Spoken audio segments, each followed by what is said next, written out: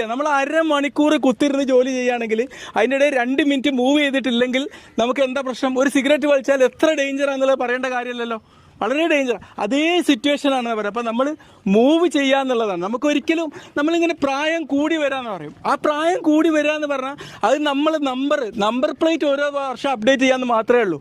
അല്ലാണ്ട് നമ്മൾ പ്രായം കൂടണമെന്നില്ല. നമ്മൾക്ക് പ്രായമാകുമ്പോൾ യങ്ങായി നിൽക്കും. അതിനെന്താ വേണ്ടത്? നമ്മളെ മസിൽ പവർ ഇൻക്രീസ് ചെയ്യാണ് വേണ്ടത്. ഇപ്പം നിങ്ങൾ മെക്സവനിൽ ഈ ചെയ്ത ഓരോ എക്സസൈസും ഞാനിങ്ങനെ ഞാൻ ഇവിടുന്ന് മാറി നിന്നില്ല, ഞാനിത് നോക്കി നിൽക്കുകയല്ല ചെയ്തത്, ഞാൻ നിങ്ങളോടൊപ്പം ചെയ്യുക ചെയ്തത്.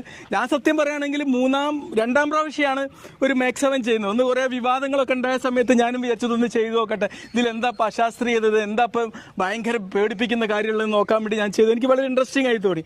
പിന്നെ ഒരു ദിവസം മഞ്ചേരി മെക്സവൻ്റെ ഒരു ഇതുണ്ടായിരുന്നല്ലോ, ഈ യൂണിയൻ്റെ അന്ന് ഒരു ബ്ലോഗർ കൂടി ആയതുകൊണ്ട് ജസ്റ്റ് ഞാൻ പെട്ടെന്ന് എനിക്ക് പോകേണ്ട ഒരു സാഹചര്യം ബ്ലോഗ് ചെയ്യാനും പോയി.